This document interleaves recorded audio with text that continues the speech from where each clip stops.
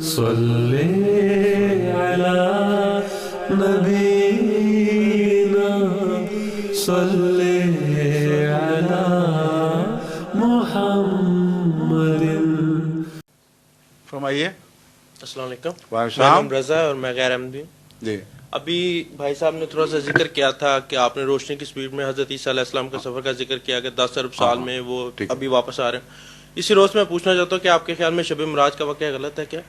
شب معراج کا واقعہ جو ہے اگر یہ مراد ہے کہ رسول اللہ صلی اللہ علیہ وسلم نے جسمانی طور پر سفر کیا تھا تو بالکل غلط ہے، قرآن کے مخالف ہے اور حدیث کے مخالف ہے، اور مولویوں نے فرضی قصہ گھڑا ہوا ہے اور رسول اللہ علیہ وسلم کی گستاخی ہے. میں ثابت کرتا ہوں آپ پر، اس لیے کہ آپ لوگوں نے بچپن سے تماشوں کی مذہب میں آنکھیں کھولی ہیں اور مولویوں نے تماشوں میں ہی آپ کو بڑا کیا ہوا ہے اور قرآنی حقائق پر نظر ہی نہیں پڑی آپ کی کبھی. قرآن کریم نے اس معراج کا ذکر کرتے ہوئے فرمایا کہ ما کذب الفؤاد ما رأى، دل نے جو دیکھا تھا وہ جھوٹ نہیں بولا. تو آنکھ کا دیکھنا اور ہے، دل کا دیکھنا اور ہے، اور 100% ثابت ہے قرآن کریم سے کہ یہ ظاہری واقعہ نہیں ہے. اس کی وجہ یہ ہے کہ جہاں جا کے رسول اللہ صلی اللہ علیہ وسلم ٹھہرے ہیں وہاں ایک بیری اگی ہوئی تھی نا، ہے نا، سدرۃ المنتہا. تو آپ ذرا سا غور کر کے دیکھیں کہ وہ اکیلی بیری اس حد پر کیا کر رہی ہے فضا میں اگی ہوئی. سوری، اس سے پہلے ایک سوال صحابہ کرام نے کیا کہ ان کا سفر جو کسی ایسی گھوڑے سواری پہ تھا جو جہاں تک نظر میں آتا ہوں اس طرف، پہلے میری بات سن لیں غور سے.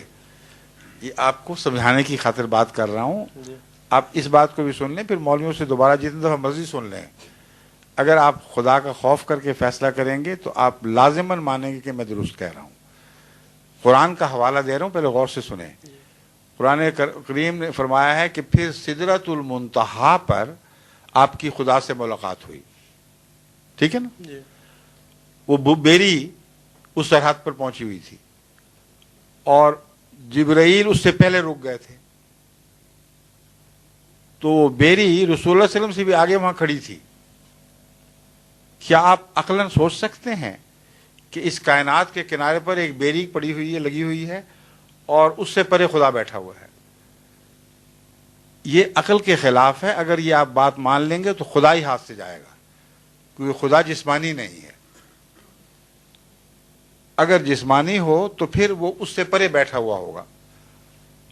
اور رسول اللہ صلی اللہ علیہ وسلم سے روز جو کلام کرتا تھا اور ہر وقت کہتا تھا میں تیرے ساتھ ہوں، وہ کون تھا پھر؟ اور وہ کون تھا جس نے کہا اسرا بعبدہ لیلا من المسجد الحرام الی المسجد الاقصی، کہ وہ خدا جو تو اس کو ساتھ لے کر چلا ہے محمد رسول اللہ کو. تو وہ خدا تو ہر وقت ساتھ تھا.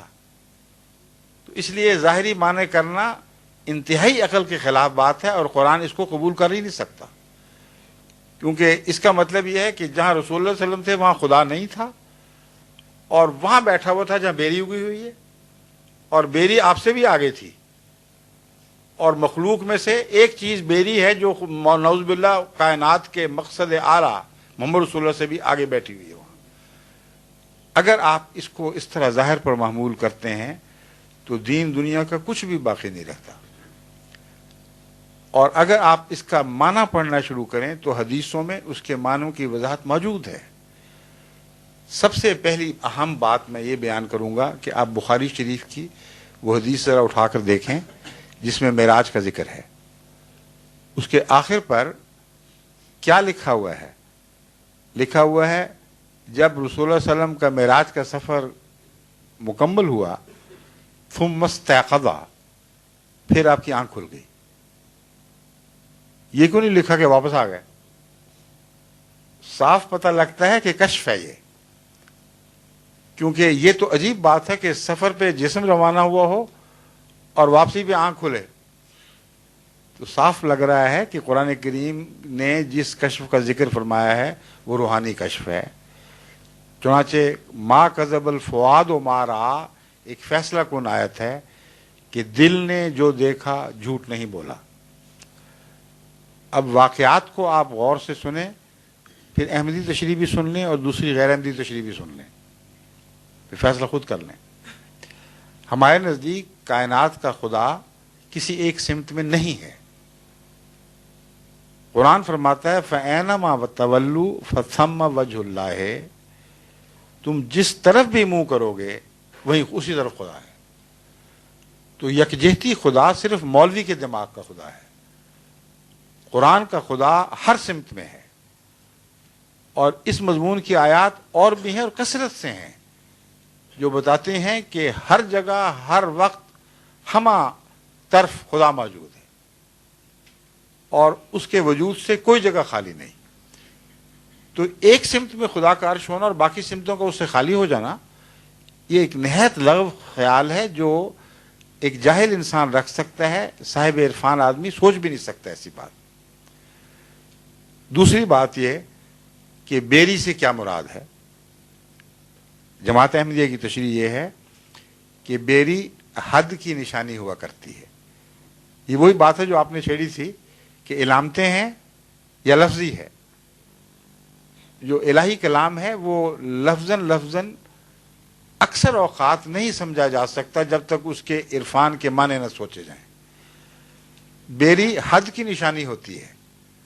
آج بھی پنجاب میں، اگر آپ پنجاب کے ہیں تو آپ دیکھتے ہوں گے باڑوں پر بیریاں لگائی جاتی ہیں، اس لیے کہ کانٹے دار ہے، وہ گزرنے نہیں دیتی اور اچھی حفاظت کرتی ہے کنارے کی، علامت ہے کہ یہاں ایک ہاتھ ختم دوسری شروع۔ تو بیری ایک نشان تھی تخلیق کی حد کا، اس سے آگے خدا کی تنزیہی صفات شروع ہیں، اور کسی بندے کو خواہ وہ نبی بھی ہو انسان کی حدود سے تجاوز کرنے کا اختیار نہیں، یہ علامت تھی۔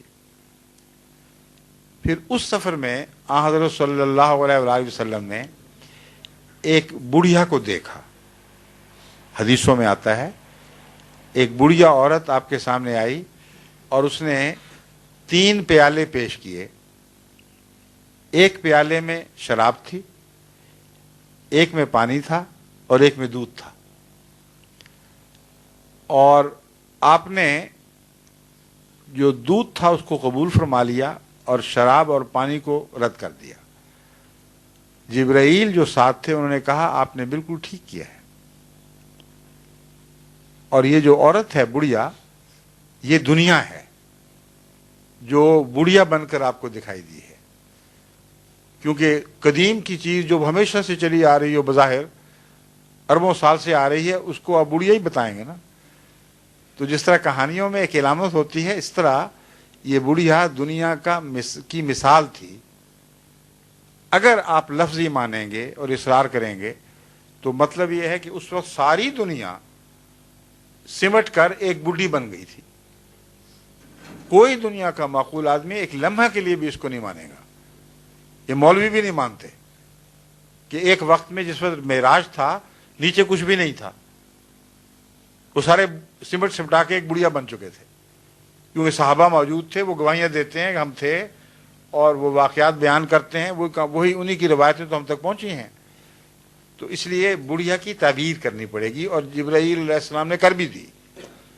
آپ نے فرمایا یہ دنیا ہے، یہ تیری آزمائش کے لیے آئی تھی۔ اب آزمائش میں کیا چیزیں تھیں؟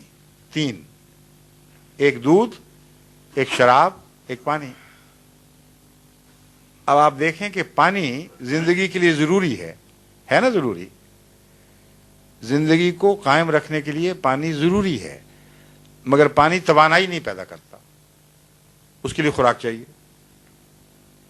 پانی پی پی کے ایک آدمی برا حال کر لے، جب تک بھوک نہیں مٹے گی پانی اس کی زندگی کو لمبا تو کر دے گا مگر طاقت نہیں دے سکتا۔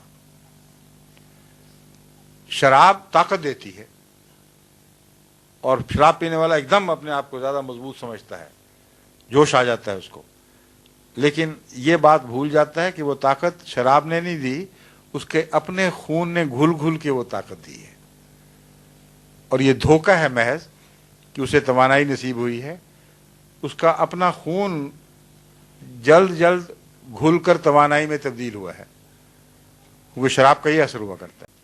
اس طرح ہے جیسے بلی کہتے ہیں ریتی چاٹ رہی تھی تو چاٹتے چاٹتے زبان چاٹ گئی اپنی، مگر اپنا ہی خون چاٹ رہی تھی. تو ایک شرابی جو طاقت حاصل کرتا ہے وہ اپنے بدن میں موجود طاقت جسم سے ہی حاصل کرتا ہے. دودھ ایک ایسی غذا ہے جو مکمل ہے. دودھ کے دوران نہ پانی کی ضرورت، نہ روٹی کی ضرورت، نہ کسی پھل کی ضرورت، کیونکہ بچہ خدا تعالیٰ نے ثابت کر دیا ہے 2 سال تک مسلسل صرف دودھ پر پلتا ہے. اس کے بال بھی بڑھتے ہیں، اس کی آنکھیں بھی بڑھتی ہیں، اس کا خون بڑھتا ہے، اس کے جسم کے عضلات بڑھتے ہیں، ہڈیاں بڑھتی ہیں، ناخن بڑھتے ہیں. کون سی چیز ہے جس کی کمی آئی ہو اس میں؟ جو بچہ ماں کے دودھ پر پلتا ہے اور دوسرا کچھ نہیں کھاتا، اس کی صحت میں کبھی کمزوری دیکھی ہے آپ نے؟ نہیں. تو یہ پیغام ہے. پیغام یہ ہے کہ محمد رسول اللہ کی شریعت کامل ہے. ایسی کامل شریعت ہے کہ اس کے بعد کسی اور شریعت کی طرف منہ کرنے کی ضرورت نہیں ہے. اس کے اندر پانی کی طاقت بھی ہے، اس کے اندر جسم کے خوراک کی توانائی کی طاقت بھی موجود ہے. تمہاری ساری نشو و نما کے لیے یہی دین کافی ہے. تو ہم جو معنی کرتے ہیں، ہم تو رسول اللہ علیہ وسلم کی شان کو اب ان معنوں میں اور بڑھتا ہوا دیکھتے ہیں. جو لغو تماشے ڈھونڈنا چاہتے ہیں وہ یہی سمجھیں گے کہ ایک بڑھیا آئی اور اس نے یہ پیش کیا اور پھر بڑھیا چلی گئی، اس میں کیا فائدہ ہوا؟ آپ کے لاجک کے مطابق کہ جو خدا اللہ تعالیٰ ہے وہ جو سائنس کے جو نظام ہے اس کے تابع ہے کہ ایسے برتر ہے؟ سائنس کا نظام اللہ کے تابع ہے. اللہ کے تابع. بالکل. تو اس لیے کیونکہ اللہ اپنے تابع نظام کو جس کو اس نے خود بنایا ہو اس کو جاہلانہ طور پر توڑا نہیں کرتا. تو یہی تو سائنس کہتی ہے کہ انسان جو ہے وہ آج سے کروڑ سال پہلے کسی ایسے کوئی تجربہ، جیسے لوئی پاسچر کا ایک سائنس کا ذکر آتا ہے کہ آج سے اتنے سال پہلے ہارمونز تو پھر اور بات کرتا تھا، مگر میری بات سن لیں. آپ ارتقاء کی بات کر رہے ہیں، لوئی پاسچر کا پڑھا اس لیے ذکر ڈارون کی بات کر رہے ہیں شاید. ہاں وہی بات کر رہے ہیں. قرآن کریم خود ارتقاء کو ثابت کرتا ہے، تو جھٹلا کہاں رہا ہے قرآن کریم؟ تو میرا مطلب پھر حضرت آدم علیہ السلام کو اللہ تعالیٰ نے کیسے؟ آدم علیہ السلام 5000 سال پہلے یا 6000 سال پہلے نہیں پیدا ہوئے، اس سے پہلے انسان موجود تھے. اور قرآن کریم نے کہیں بھی نہیں لکھا کہ آدم پہلا انسان تھا. اللہ تعالیٰ نے تو آدم کو ہرگز نہ پہلا انسان لکھا، نہ انکار کیا کہ اس سے پہلے کوئی مخلوق موجود تھی، بلکہ آدم وہ پہلا نبی ہے جس کی اطاعت بنی نوع انسان پر فرض کی گئی تھی. اور اس پہلو سے اس سے پہلے انسان موجود تو تھے مگر لامذہب تھے. تو اگر آپ نے احمدیت کو سمجھنا ہے تو یہ نہ خیال کریں کہ نعوذ باللہ من ذالک ہم خدا کی قدرت کے مخالف ہیں. ہم خدا کی قدرت کی تائید میں یہ مجبور ہیں یہ باتیں کہنے پر، کیونکہ اگر آپ نے خدا کو ایک کہانی بنانے والے کے تصور کے مطابق دنیا کے سامنے پیش کیا تو ایسا خدا دنیا ہر جگہ رد کر دے گی. ہم قرآن سے وہ خدا پیش کرتے ہیں جس کو دنیا رد کر سکتی ہی نہیں. اس لیے احمدیت کا مزاج سمجھیں. ہم یہ کہتے ہیں، اور یہ بنیادی اصول ہے، کہ اللہ تعالیٰ نے جیسا کہ میں نے ابھی بیان کیا تھا کائنات کو ایک چیلنج کے طور پر پیش کیا ہے. فرمایا میری کائنات میں جو قانون ہیں وہ اسی طرح چلے آ رہے ہیں جیسے تھے، اسی طرح چلتے رہیں گے. کوئی نہیں ہے جو ان کو تبدیل کر سکے، اور اس میں کوئی رکھنا نہیں ہے. جب رکھنا نہیں ہے تو جب قانون توڑیں گے تو رکھنا پیدا ہوگا. تو اللہ کی طرف ایسی بات غیر معقول بات کہ کائنات پیدا کرے بغیر رکھنے کے اور پھر اس کے نظام کو توڑ کر اس میں رکھنا پیدا کر دے، یہ بچگانہ کہانیاں ہیں. قرآن اور اسلام سے ان کا کوئی تعلق نہیں ہے. بس میں جو آپ کے سامنے مضامین پیش کر رہا ہوں یہ قرآن کی تائید میں ہے، نہ کہ اس کے مخالف ہیں.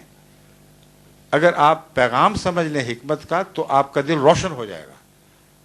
اگر نہیں سمجھیں گے تو کہانیوں میں بستے رہیں گے. جو عیسیٰ 2000 سال نہیں اترے وہ اگلے 2000 میں بھی نہیں اترنے. دنیا کہیں سے کہیں پہنچ گئی ہے، کیا رخ بدل گیا ہے حالات کا، اور ابھی اتر ہی نہیں رہے، اس لیے کہ چڑھے ہی نہیں.